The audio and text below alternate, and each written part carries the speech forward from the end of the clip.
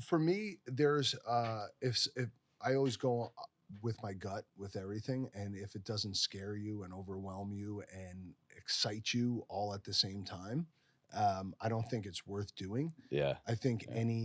anything feels daunting at first. You look at something new and you don't know where to start. Um, but I think the more you get good at it, then that becomes what your niche is. That becomes what you are. Yeah. The advice that I give to anybody who walks into my gym is you want to do too much too soon, where it's like you've done zero up to this point. You're 35, 40 years old, whatever it may be. And now you're like, I'm going to go from 0 to 1,000. Yeah. I'm going to go from never doing shit. I've never even sniffed the inside of a Yeah. gym to now I'm going to do this 6 days a week. My encouragement to everybody out there is just fucking start, even if it's February or March and you still haven't started yet, start now. Start then. Start whenever it is. Anytime you get that fucking crazy idea in your head, just start. I love he had to direct the camera on that one. Yeah. It's that important, Yeah. everybody. Hey guys, Kenny Santucci, trainer, gym owner, and the owner of Strong New York. And this is Ever Forward Radio.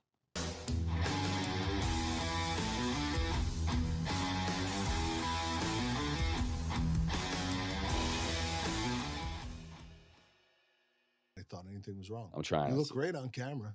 Well, that's just the magic of 4K and 4K filters. But man, Kenny, it's been like almost 5 years since you've been back on the show, man.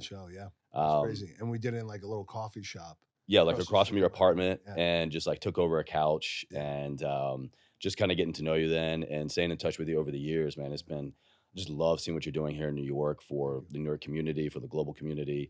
Got to hang out with Strong New York finally for the first time a couple months ago. Yeah. What did you think? Give me your honest opinion. My honest opinion was it was more than I was expecting. I thought it was going to be kind of just like an expo-y type thing, Yeah. but the way that you had it partitioned up of panel speakers, and then you could go do the workouts, people could compete, could do their thing, then you had the booths. It was more than I was originally expecting. I thought it was just going to be typical expo. Yeah.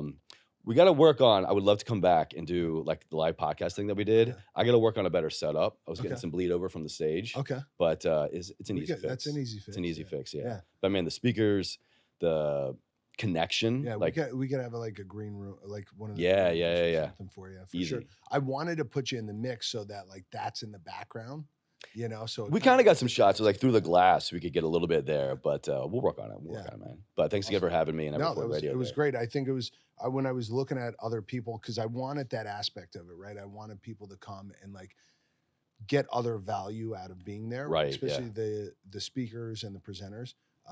To get on a big podcast. Yeah. Obviously it helps you out because it gives you content. Oh, total win-win. Yeah, and it gets them a little bit different exposure.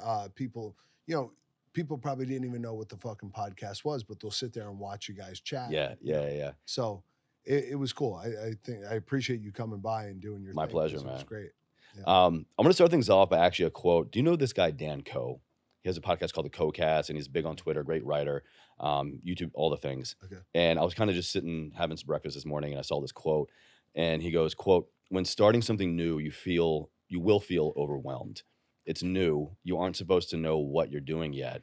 If you can't accept overwhelm, you will never reach clarity." Mm-hmm. How do you feel about that messaging around overwhelm being necessary in order to get clarity as we're talking here in the new year? I feel like this is probably pertinent for a lot of people.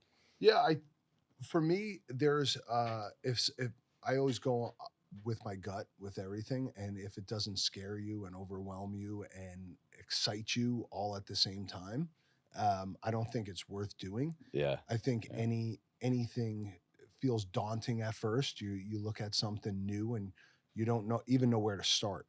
But I think the more you get good at it, then that becomes what your niche is. That becomes what you are good at. I was just watching a podcast with Goggins and Huberman, and they were talking about this part of your brain that grows when you start to do things that you don't like doing or feel comfortable doing. It grows the neural pathways in this certain part of your brain that helps you, not only live longer, but also take on other tasks that you don't like to do, right? So everything becomes easier when you start to do things that you don't like to do. So I think I've always been that type of person.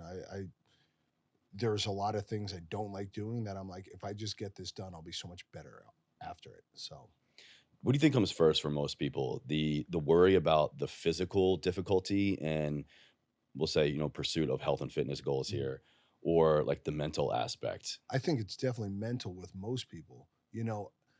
The physical, after you watch somebody else do it, then it becomes a lot easier for most people to do it. I think it's the fear of walking into a situation that you don't feel completely comfortable. Mhm. And I think the more comfortable you could get with yourself, and that's why I push health and wellness. There's so many people are always like, well, what's He's the a purpose pusher, of strong? everybody. He's a health pusher. there's there's so many aspects of like why I do strong and why my heart's so in this thing. And one of them is to give people the confidence to walk into certain situations that they don't feel comfortable in. And the gym is one of those places people walk. I mean, even for myself, like I walk into a gym that I've never been to, and you whether people say they're not um, or they are, when you walk into a room, especially a gym, and you have whatever you're wearing on, whether it's something scantily clad or fully dressed, people are sizing you up. Mm. Right? Guys do it all the time, girls do it all the time. So you walk into a gym and you're like, oh shit, immediately feel uncomfortable. And some people like that attention. That's why they go. And other people are like, I just want to be left alone and do my thing and get out of here. So I think mostly for most people, I think it's the idea of like, this is going to be a long journey and I don't even want to take the first step because I'm going to fail. So I try to convince people like, it's just, you need to treat it like brushing your teeth, wiping your ass, any other hygiene. You just need to show up to the gym every day and not even think about it. Just go and do something. Right now, as we're recording, it's January 2024. So I'm sure for a lot of people, maybe even you included, we got a lot of new year, new me goals, aspirations on our mind. But being in the health and fitness industry yourself, and a guy who takes care of yourself year after year, what have you seen? Let's say the end of the year. What have you seen as a goal that you think a lot of people set at the beginning that they just completely underestimate come the end of the year and are probably not adherent? Um, I've been doing this a long time, 10 plus years, and I've seen the trend definitely change. I think there's a lot of people who have adopted fitness as a lifestyle and as part of who they are um, over the years, especially comparing it to where I was like when I started. I started working out in 1996. So there wasn't as many gyms, there wasn't as much information No, available. There wasn't as many people going to the gym. And over the years, I've seen it definitely change. I think some of the big catalysts that I've noticed were social media. It had a huge impact on it. Different celebrities adopting it and making it a mainstream thing. CrossFit, I would oh yeah, definitely think has helped women predominantly adopt strength training and things like sure, that. yeah. They made it more socially acceptable.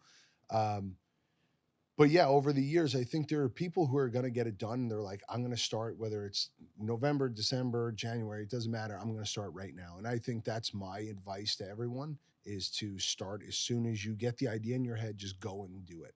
Like, don't even think about it. Buy your membership, go to the gym, do whatever you need to do as soon as you possibly can. Don't wait for this shit. I mean, what the Yeah, fuck yeah. is the point of waiting? You're only getting worse. Um, but I think with January and everybody getting so excited about it, I think you psych yourself out. And the advice that I give to anybody who walks into my gym is you want to do too much too soon, where it's like you've done zero up to this point. You're 35, 40 years old, whatever it may be.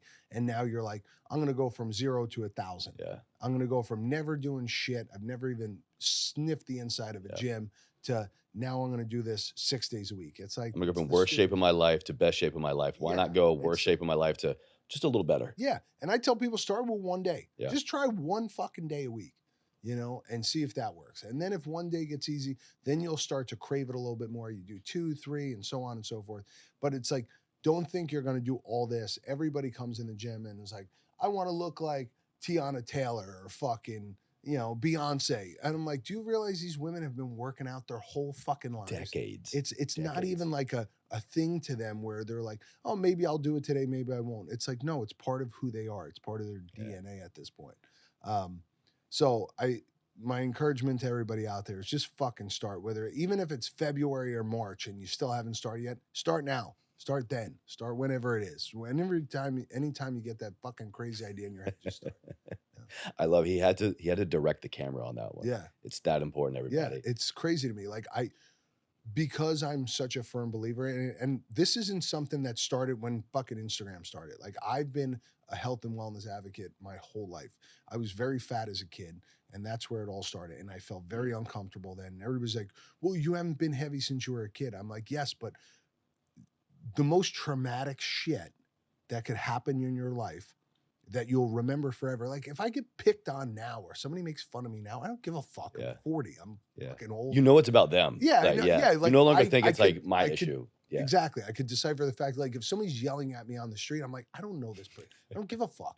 But like, if you're a kid on the playground Yeah. and somebody's picking on you, you feel it. Like that's the most. Oh, it changes your crucial time. entire view of the world. Exactly. Yeah, for yourself. Think about how many people go to fucking therapy still at 40, 50, 60 years old because of some shit that happened to them when they were 7. Working through the childhood trauma. Yeah. So Which is good. yeah, Which is good. Which is great. But No, it just I'm goes not to show you how knocking. long it sticks with you. Yeah, I'm not knocking. I'm just saying, like, that's the most important part and Mm. time of your life, and that's when you're the most vulnerable. So for me, it was a point of my life that I was the most vulnerable, and I realized I'm like, well, fuck, nobody's gonna help me with this. I have to do it for myself. Yeah. So do it now, you know, and help the younger people, the younger generation, kids, especially kids. Like my nieces and nephews, I encourage my brother and my sister. I'm like, take them to the fucking gym now. Get Yeah. them used to it. Make them think that this is what you should be doing. Just like you take them to fucking church on Sunday, take them to the gym and they should be working out because they should realize that this is a part of life. Because it definitely fucking scarred me. I mean, it's the only thing I've dedicated my life to this because I'm like, well, the worst thing to me in life is to be fat again. You know, and anybody who's like, no, I love being a fat fuck. I'm like, no, you don't. Nobody does. Nobody's like, oh, this is great. My fucking gut hangs over my pants. It's like, it's uncomfortable. Trust me. I know I was there. I've been in my fat fuck phase for the last like couple of weeks, the holidays. Like where I'm at now Yes. is like I'm like, this is how it starts. You give up a little bit, Yeah. you indulge, which is like you got to do it, right? You know, it's like travel, holidays, you know, Mhm. of course you can find a way to make anything happen, but I've just been letting loose a little bit, Mhm. a lot of it.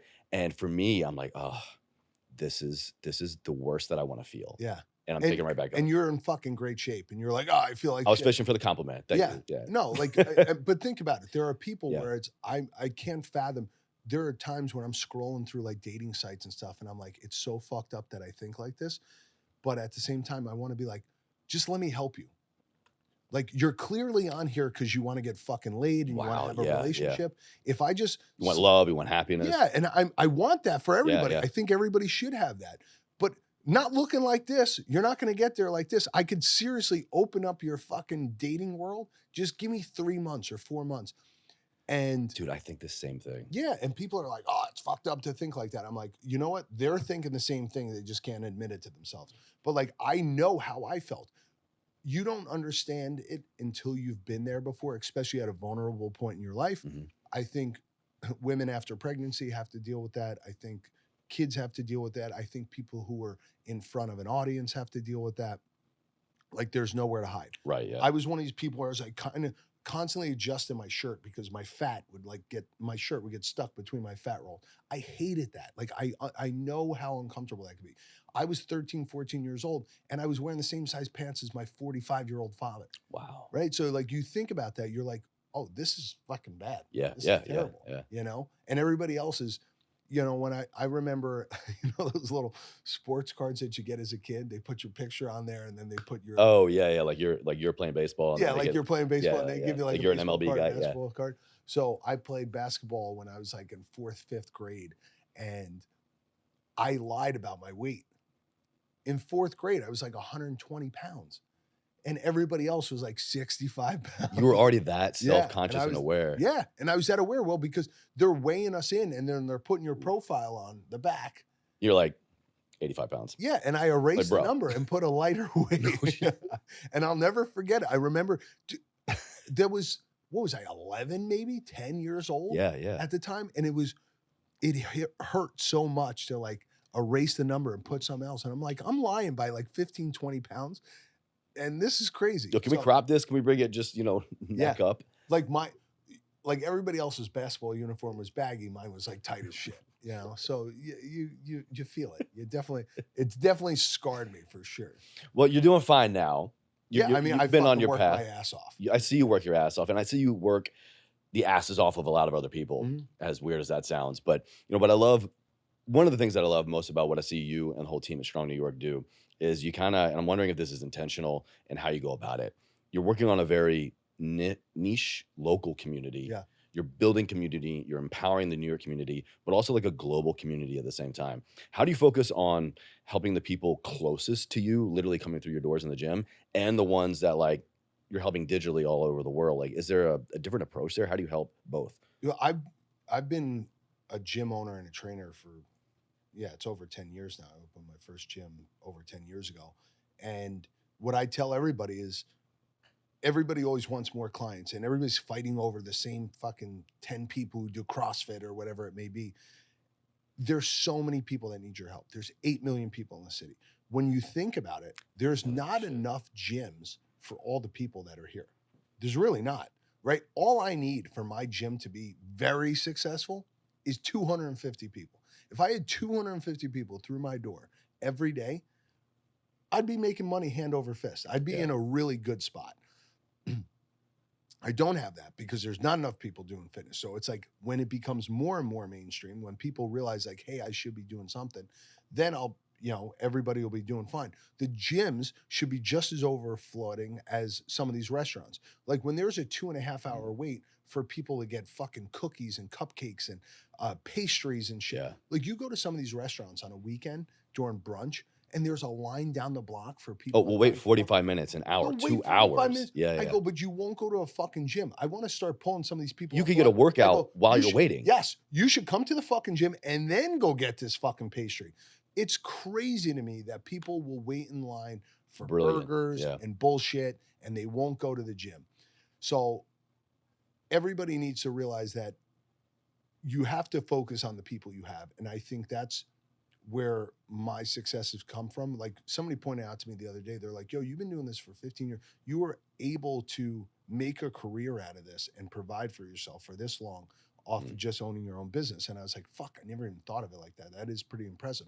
And I'm on this path because I've been reading this book about like celebrating your wins. What are you reading? If you want to share. Yes. Hold on. It's that good. I don't read. I listen to audiobooks.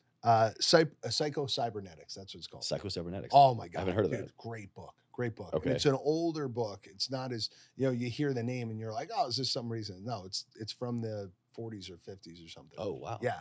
And a plastic surgeon wrote it. And it's basically the psychology of like understanding if somebody changes their face or somebody changes a part of their body, does that necessarily change their subconscious? Oh, and your subconscious kind of rules whatever thing you do. Like if you have this self-belief that you're still a fat kid, then you're going to act like that. Right. So it might not necessarily just be changing the body. You have to change your train of thought and like the way you look at yourself and feel about yourself. And one of the easiest ways to do this, and one of the best takeaways that I've had from this is, realizing that you have won and that you could continue to win. So the fact that like, go back and say that again, please. Celebrating the fact that you have won and that you could continue to win. And I think that's one of those things that like people don't realize. They're like, well, I'm this and I'm that, and I can't get out of this and I can't get out of that. But that's not true, right? When you look at people, certain people, let's just take a movie, for instance, right? Like you look at the cast of movie stars and you're like, your first thought, right? When I used to take acting classes, I would have thought everybody in the room would be beautiful. Everybody be just as attractive as Brad Pitt. You got to be in order to be a movie star, right? To be a movie star. Yeah. But then you look around the room and you're like, oh my God, that guy's so fucking talented. He's really good. Yeah. Like he just convinced me that he was somebody else. And I'm sitting right here and he's a disaster of a man. He looks like dog shit, but he should be an actor. Yeah. And there are so many people, like look at some of the best actors. Like I always look at, for instance, me and my brother were talking about Danny DeVito the other day. Here's a short, fat, ugly little guy who's had a career forever. He's had Like TV 40 shows in the years. Yeah, yeah. 60s, 70s, right? He was on Taxi, Mhm. and then he was on Always Sunny. Always Sunny in Yeah. Philadelphia, and then he had a huge movie career. I mean, this guy's been famous. And if you've ever seen him in person, he can't be less attractive, right? Now he's like the Jersey Mike Subs. Yeah, Like like he's. But when endorser. you think about it, right? He never let what he looks like Yeah.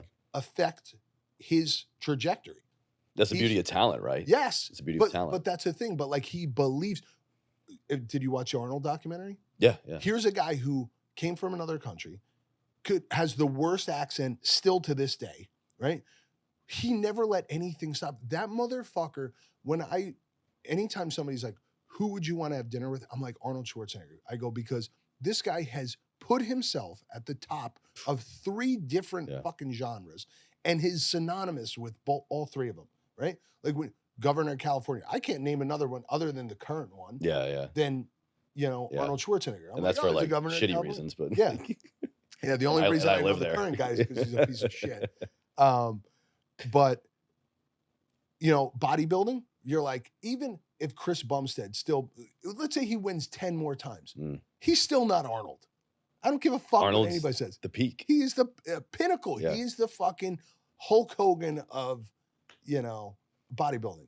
And then when it comes to like movies, I'm like, it defined our generation. Total Action Recall, stars. Yeah, Predator, unbelievable. Commando, Yeah. Terminator, right? Like those were massive movies. Kindergartner Cop. Kindergarten Cop. 80s Like and 90s. the talent, the transition. Yeah. Like 80s and 90s, he fucking ruled it. Yeah. Ruled it. And there's nothing he doesn't touch. It doesn't turn to gold. So when you look at somebody like that who had everything working against him and he still made it happen. Like there are so many people, there's so many examples out there that those people should not have won, but they believed in themselves and they won. And it's the little wins, it's the little chipaways that happen. Even for myself, I'm like, I still look at myself as like a fat kid from fucking New Jersey. I'm like, I grew up in Newark, New Jersey, to a very, very blue collar family. Like my family had nothing. And I'm like, here I am. I'm like, oh, I own a gym.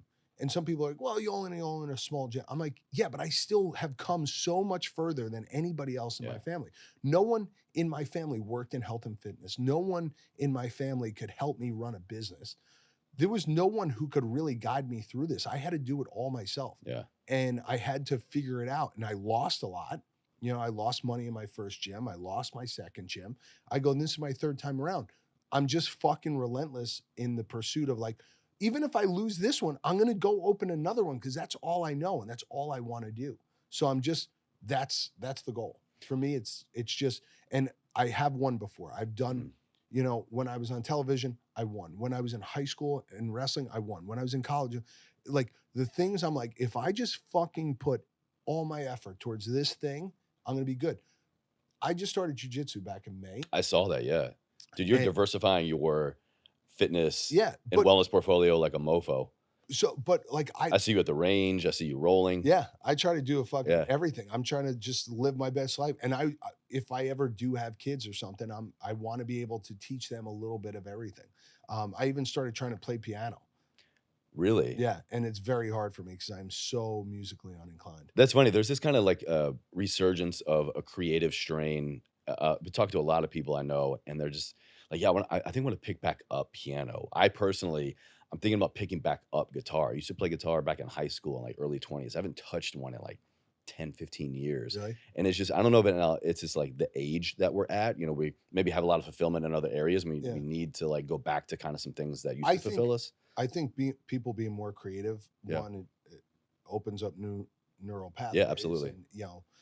And, but when you're creating something, you just feel more valuable to the world, right? Like if you could create something, that this is something you could share with other people. Creating something out of nothing, quite literally. Yeah. Like I was an art major in college. No shit. Yeah. And I love like the whole shirt side of the business, like all the graphics and shit that we do. Like that's just for me to. That came from your past. Yeah. No shit. It's just like something I enjoy doing. Like we don't really make any money off it. Like everybody's like, but there's your creative outlet. Yeah. People are like, oh, you must kill it on the shirts and shit. I'm like, no, I actually lose money on it. I go, but I just enjoy doing it and I keep doing it.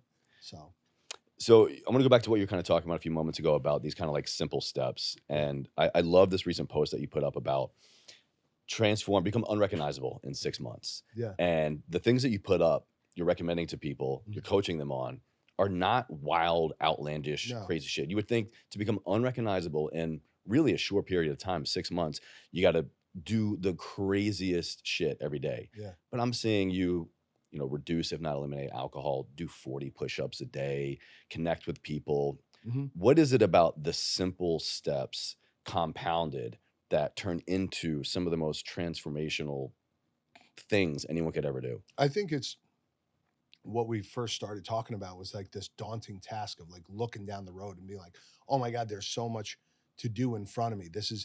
I have to do this every day. Stop looking at it every day and just on that day, do it. Right. Because, who was it? It was a CrossFit athlete, Josh Bridges. Josh Hmm. Bridges was explaining one time, this is a long time ago. I went to go see him speak at it was like Wadapalooza, the CrossFit Games or Oh something. yeah, yeah. And he was talking and he said, they were like, how do you attack a chipper? Right. And it's always the way I thought of it. And when you hear somebody say something the same way you feel about it, Yeah, you're like, oh, he's just reinforcing what yeah, I believe. And yeah, that's why I like him. yeah. And he's like, well, everybody looks at a chipper and they're like looking at the whole board and they're like, oh my God, there's so many exercises on this. But you can't do them all at once. You just need to do the one that's up One, next. and then another one, Yeah. and then another one. Yeah. So when you look at your day, you're like, all right, what do I have to get done today? Stop looking at the whole day. It's like, okay, it's all right, I got to brush my teeth. After that, I got to get ready and go to work. And after that, I got to walk to work. So stop looking at like, oh, I got a meeting at 5 p.m. Well, it's not here yet. You can't do Right. anything Yeah. about it. So fuck the meeting, Yeah. So that's the way I look at life. I'm like, all right, this is my hour. I'm going to handle this hour. And then when the next hour comes up, I'll handle that. And I think more people just need to look at it that way. Stop looking down the road and being like, oh, I have all this shit. I'm never going to be able to drink alcohol again. I'm not saying that. But the more times you say no Hmm. to like the easy yes, like when you're like, stop Yeah. saying fuck it all the time and Yeah. just be like, okay, I know that Just this stop and go, weekend, why? yeah. Just ask yourself why.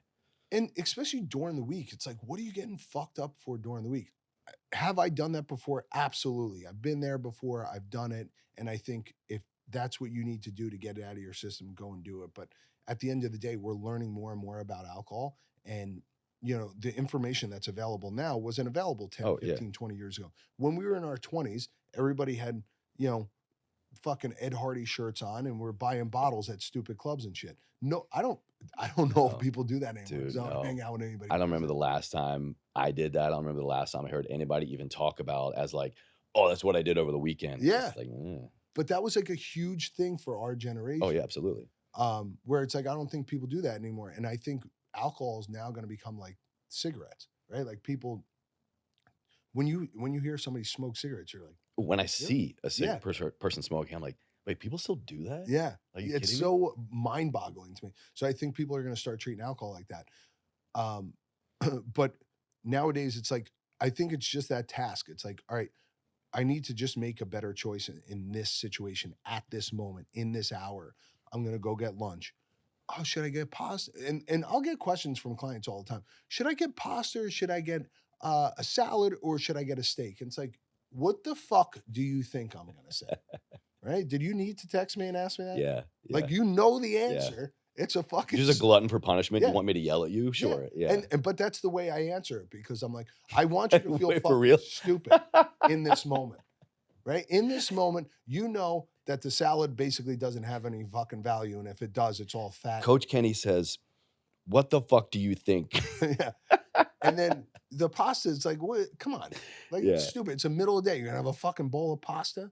If you need it that bad, save it for the weekend. Yeah. And that's what I've tried to teach people how to do. Even my mom, like everybody's like, oh, you're kind of hard on certain clients. I'm like, I'm hard on everyone across the board. I'm hard on myself. It Mm. starts with me. I'm the worst to myself. I'm always like, I'm a fucking idiot. I fucked up on this. I fucked up on that. You have to like treat everybody across. And that's why I love like comedy and stuff, right? Yeah. Because nobody's safe. A great comedian makes fun of everybody. you know? And everything. And Yeah. everything. Like you can't just like be like, oh, I only pick on this one thing. It's like, no, you pick on every.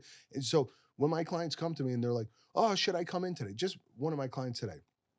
He was supposed to come in Sunday, missed Sunday. He missed yesterday, missed Tuesday. He's like, don't yell at me. I go, listen, you're only fucking yourself, right? That's why you look like dog shit. I can't help you. I can't help the hopeless, right? You know where I'm at. You want? Could I come in at 4? You know I'm here at 4. Yeah.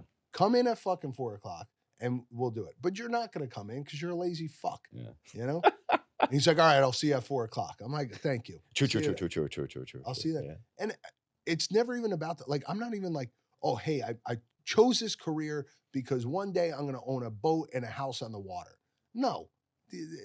I don't know too many people in the fitness industry who do that, who have that type of shit. And if they do, they're no longer really in the fitness No, industry. they're not in the. No, They're no. in the Yeah. fucking entertainment world. Right, They're exactly. on YouTube making Yeah. fucking that type of money. As we kind of look towards 2024 and someone who day in, day out works in and honors his own health and fitness, I've got a list of a few trends that I believe are going to be really kind of strongholds in maybe just like social media, but I Yeah. think where we're kind of seeing a lot of people go towards. I'd love to get your input. I see a lot of people shifting away from gym culture in a certain way. Like it's not really as heavy bodybuilding. It's not as heavy like hard weights. It's still there a little bit, but I'm seeing this massive uptick in cardio and running, like Yeah. run clubs and even rucking, kind of going low intensity, steady state training. Do you agree? Do you kind of see that happening as well? Well, listen, I mean, there are so many people out there now who are like, I'm a hybrid athlete. Hybrid So athlete. trending right now. I go, you're a fucking CrossFitter. Yeah. That's CrossFit. Yeah. You know, at the end of the day, it's like you missed the first wave, you're on the second wave. We're just Yeah. calling it something different. You're just not really doing power cleans all the time. Because, 5 years ago, Matt Frazier was running 4, 5, 10 miles, 15 miles, and then could go and deadlift 500 pounds. Yeah. That's a hybrid athlete, Yeah. right? Do you have a 5-minute mile and a 500-pound deadlift? Like, I mean, there are so many guys out there who are doing that shit in CrossFit, and now everybody's calling it a hybrid athlete. I think you're seeing a swing towards that long endurance Mhm. and strength training, bodybuilding Yeah. type thing. I see the long endurance stuff more. I think it's being gravitated towards because it's less of a lone survivor kind of thing. It's usually groups, which I think Yes. there's another component of community Mhm. and people finally coming together. Yeah, I think the run club thing is Yeah, becoming yeah. a huge thing. Like, 4 or 5 years ago, even 10 years ago, I was a part of the New York Roadrunners for, a long time. Like if you wanted to go run with a group, you go run with the New York Roadrunners. Nowadays, there's like 15, and I follow them, and I like what these guys are doing. They tend to run when I'm working. Yeah. But I was yeah. even thinking to myself, I'm like, oh, maybe I'll go run with one of these groups. I'll do like a 4-mile or 5-mile run. And then there's like the hardo groups who are like, you got to sprint the whole 5 miles. I'm like, well, I'm not fucking doing that. Why is it going to be all or nothing? I don't know. And then there's other ones where it's like, it's just community driven. I think people are looking for that. I think the craziest thing to me is when people are still fucking working out with apps and shit in their homes. It's like, what are you doing? Get out, go Good meet point. people. Yeah. I encourage people like join the run clubs, go to gyms, interact with people, because there's another part of your brain that needs to engage with other people to get stimulation. What about one other trend I'm going to bring up? 2023, in my opinion, was the year of, besides a lot of things, was optimization, biomarkers. Everybody and their brother was getting the most extensive, expanded metabolic genetic test they could, which I'm all for. I think so many people suffer in silence and have these issues that pop up because they never even go, a year, a couple of years and just get a baseline physical. So sometimes there's too much information I think a lot of people are getting access to, and it begins to kind of be counterproductive and they stress out and worry and cause other problems.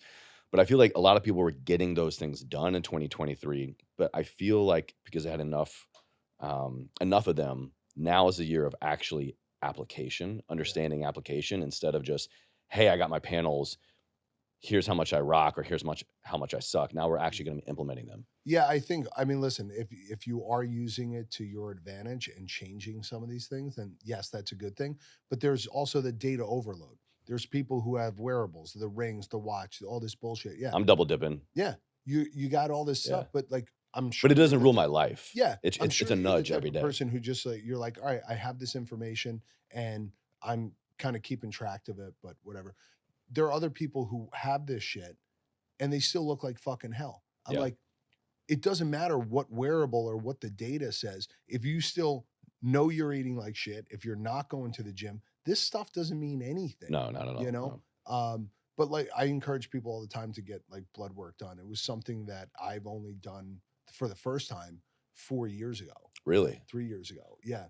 And So you're the person I'm talking about. yeah, It's going and years and years without getting at least a physical. yeah, Got to get those labs, man. I would never go. And I got a blood work done and I found that I have a cyst on my pituitary gland. Like my testosterone levels were so low. Oh wow. Yeah. That they were like, you need to go for a CAT scan. I go, why would I need to go for a CAT scan with my testosterone being low? Yeah. Why are you They're like, freaking me out? it's so low that there needs to be something wrong with your pituitary gland. Ah. So that's when I went for a CAT scan. Oh wow. Yeah. So now I need to get it checked like every like 6 to 8 months. Okay. I have to go for a CAT scan on it. But you know, you could play the, oh my God, I'm dying. But like there was a good 2-week period where I'm like, they were like, well, we have to check if it's Anything cancerous. brain related. If Yeah. any medical professional said, "Hey, get your brain checked out," yeah, I'm freaking out a little Yeah. bit. Yeah. Well, there was a 2-week period where I'm like, they're like, well, we have to check if it's cancerous or not. And I'm like, oh fuck, brain cancer. That doesn't sound like a fucking good time. And I didn't even want to tell my mother because I'm like, she's gonna fucking lose it. She's gonna kill me. Yeah, If the thing in my brain does it, she will. Yeah, because my dad passed away in 2019. Yeah, This was like yeah. 2021. And I'm like, this is gonna send this motherfucker through a loop. Mm. So I was like, I should just keep this to myself. But I'm like dying inside because I'm like, this is gonna suck. I'm like, what? And now you start evaluating, you're like, what am I gonna do before I die? Yeah, And like, yeah. how much do I have in the bank to really have a good time? You know? Dude, I think about it. But a knock lot. on wood, thank God it Yeah. wasn't anything. You're And here they're with like, us. Yeah. They're like, just keep an eye on it because if it does grow, then you could lose your fucking eyesight from it. You know, and it's like they got to crack your skull open and they say it's pretty common. Like there are a lot of people who have it. So that's why they encourage people, like if your testosterone levels are coming back low or your HGH levels come back low, you should get it checked. Yeah. You know, even estrogen, there's a ton of stuff that your pituitary gland's responsible for. Yeah. That like if it's severely low, there could be something wrong. I got a great labs company. I'll share with you off air. Cannot recommend them enough. Just like you can get a great little snapshot. You can get the whole damn Bible of like your genetic coding and all that. It's incredible. Great information. But at the end of the day, you could get all the blood work you want done. If you're not doing the simplest shit, it doesn't fucking matter. Right. Go to the gym, eat better, sleep as much as you can, you know. And even whatever the labs do say to a certain degree, we're actually learning now the level to which that you can manipulate those things and even undo them. Even things like what's in your genetic testing, you can actually undo a lot. You can rewrite your genetic coding to a certain degree. I forget where I heard it, but and I don't, you know, obviously like you hear so much shit on the internet, but there was they said 5% of your chances of you know, mortality are from genetics. Oh, The rest is lifestyle. I believe it, 95% yeah. is lifestyle. So it's like you could be like, oh, you know, I love when you hear like some fat bastard be like, oh, my whole family's fat. No shit. You're a Yeah. victim of your surroundings. They all have diabetes. Yeah. I have diabetes, high blood pressure. It's just victim mentality. Yeah, yeah. Oh, that is to me, that is the fucking worst. That there's nothing that makes my blood boil more. Because I go, if I realize this at fucking 13, you could realize this at 33. Like, come on, don't give me that bullshit. Like, if, oh, my whole family's fat. Okay, so why don't you not be fat? How's that? Right. You know? Yeah. Yeah, and there can't be more information. I was just telling this story to somebody the other day.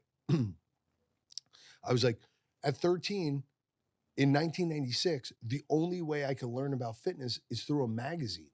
There's no internet. There was no internet and stuff. Like there was no blogs about this shit. Yeah, you couldn't just be in your bed at home, like, okay, let me learn some stuff, maybe Yeah. in secret and private that I'm, curious about. You had to probably ask your parents, hey, take me to the store, take me to the magazine shop. You had to go out of your way. I tell this story all the time. I would go to this magazine shop across the street from my high school and rip the pages out that I wanted to do the workouts in, or I'd steal the magazine. I was like, because I couldn't ask my dad, for Damn. a $7 magazine or $6 Right, yeah. magazine because I want the workout in it, you know? Damn, man. Yeah. Well, dude, it's always a pleasure to see you, man. I appreciate you having me on, dude. I love sitting down with you. Your no bullshit attitude and approach is just so refreshing. I appreciate it. And I love everything you guys are doing strong in New York. And I know we're early in the year now, but I saw that you guys already October announced it. 5th, baby. It's my birthday, bro. Are you coming out? Absolutely. Yeah, it's gonna be sick. So we're gonna do it at the same spot. We're gonna Yeah. do it at Okay. the Cool. Glass House again. You know, and we're just gonna try to up the ante. We're gonna try to do more, have bigger names there. Yeah. Obviously, like we've had such a great group of people that have done it throughout the years, and you know, it's just a matter of like finding like who's really hot right now, and what we could do to make it better, and how we could service the community more. Like last year, we had Rudy Reyes and we had the Garmin people do a free workout outside. So we want to keep doing like the free workout stuff just to provide for the people that are like, well, I can't afford the ticket. It's like, all right, well, I want to keep the price point a little higher because I want it to be more of an experience. I don't just want it, like you said, I don't want it to just be an expo. I want people to come and, you know, network and engage and hang out and make it a fun experience. And do. Yeah. Yeah. And then space in New York at the end of the day is fucking expensive. Yeah, It's like, true. I don't have a 50,000 square foot venue that I could just be like, Yeah. yeah, everybody could come in for $20. It's like, no, Yeah. I got to keep it high. And you got to keep the, you know, the event at a certain level because it's Well, what do they say, man? You know, when people pay, they pay attention. yeah, yeah. You know, especially when you're dealing with 100%. your health, your life. 100%. Yeah. Like I pay for personal, I buy what I sell. I pay for a personal trainer. And yesterday I had to be there and I'm like, I'm there because I need that time and I want that Yeah. time and I'm paying a premium for it. So I better show the fuck up. Absolutely, man. So Well, that mentality is exactly what Everforward Radio is all about. It's what I mean when I say live a life ever forward. I want to ask you those two words, ever forward. Kenny, what do they mean to you, man? you could always improve. No one's at the top of their game. You know, you could look at the best athletes in the world. There's always some improvement that they could have made, something that they could have done different. You know, so if you're always looking to improve as a father, a friend, a brother, you know, a employee, a leader, whatever it is, it's like always move forward and try to do better. You know, I hate this cancel culture bullshit where everybody wants to get like give people the opportunity to get better, give people an opportunity to change and improve and get better. I think that's what ever forward means to me. There's never a right or wrong answer. I appreciate everyone's interpretation. And, you know, truly, every time I sit down with somebody, but especially when I get them back on the show, man, it's just a continuous learning and relearning and going back to basics for what got me here in the first place. Yeah. And so it's so good to sit down with you again, man. And I grateful appreciate for our friendship over the years. Congratulations on how much this has grown. Too. Yeah, thank you, man. Thank Yeah. you. You know, I'll always sit down with you in a coffee house, no matter what. We can go back to the Well, roots. yeah, no, I listen. When I was trying to find somebody who had a big podcast, I'm like, oh, dude, I'm just gonna have him fucking like. I appreciate you. Come out. Appreciate you. Yeah. And we'll definitely be there again Cool. in October. I love being back in New York that time of year. And yeah, birthday celebrations for sure. Awesome. Yeah, we'll have a little cake for you. Yeah.